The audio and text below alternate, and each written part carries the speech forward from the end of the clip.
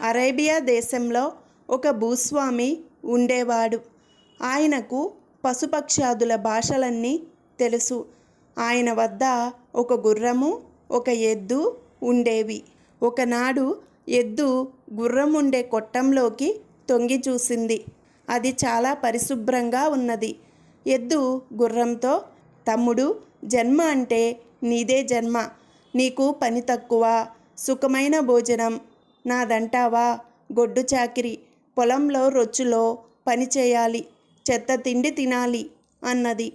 ఆ మాట విని గుర్రం, అన్నా, నేను చెప్పినట్టు చేస్తే నువ్వు సుఖపడిపోతావు. నిన్ను పొలం దున్నడానికి తీసుకుపోతే కింద పడిపోయి లేవకు.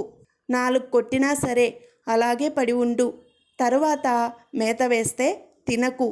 నీకు జబ్బు చేసిందనుకొని యజమాని నీకు విశ్రాంతి ఇచ్చి తినడానికి చిక్కుళ్ళు, పచ్చిగడ్డి వేస్తాడు. హాయిగా 3 రోజుల పాటు మంచి భోజనము, విశ్రాంతి లభిస్తాయి అన్నది.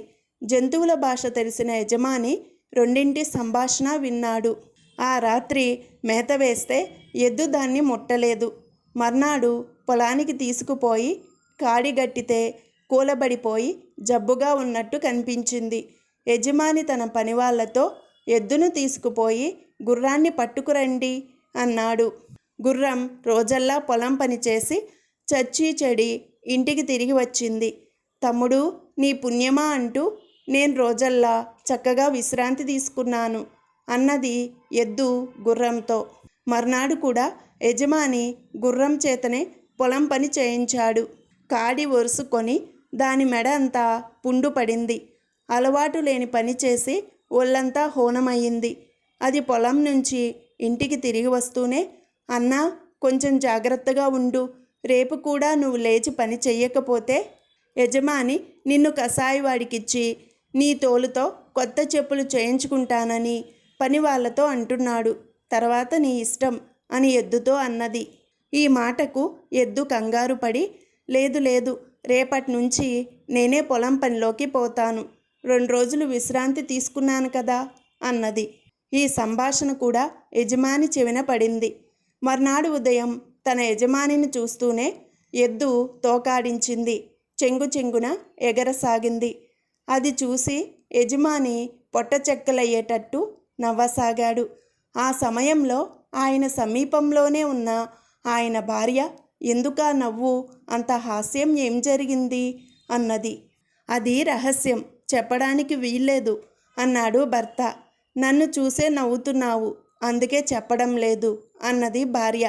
నిన్ను చూసి కాదు నవ్వుతున్నది, అది వేరే విషయం అన్నాడు భర్త. ఏ విషయమో కానీ నాకు వెంటనే చెబుతావా చెప్పవా అని భార్య మూర్ఖించింది. చెబితే నేను చచ్చిపోతాను, ఎలా చెప్పమంటావు అన్నాడు. చచ్చినా సరే నాకు ఆ రహస్యం ఏమిటో చెప్పి తీరాలి అన్నది భార్య. ఆమె పోరు పడలేక తన నవ్వుకు కారణమేమిటో ఆమెకు చెప్పి చచ్చిపోవటానికి నిశ్చయించుకొని భర్త తన బంధువులందరినీ ఆహ్వానించాడు. మర్నాడు ఉదయం బంధువులంతా సావట్లో సమావేశమయ్యారు. కాలకృత్యాలు తీర్చుకొని ఇప్పుడే వస్తా అని భూస్వామి బయటకు వెళ్ళాడు. బయట ఆయన కుక్క, ఒక కోడిపుంజు ఉన్నాయి.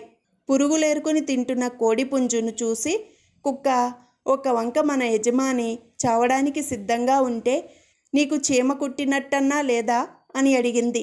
కోడిపుంజు తల ఎత్తి మన యజమాని చావడం దేనికి అని కుక్కను అడిగింది.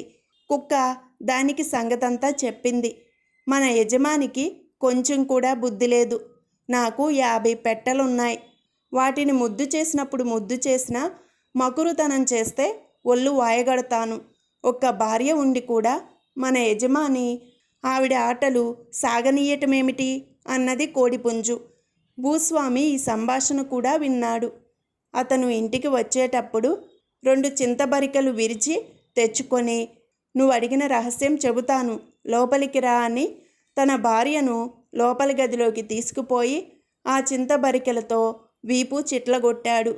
అమ్మో బాబో, నాకు నీ రహస్యం వద్దు, బతికి ఉండని అని భార్య కాళ్ళా వేళ్ళా పడ్డాక కొట్టటం ఆపేశాడు. ఇద్దరూ బంధువులున్న చోటికి వచ్చారు.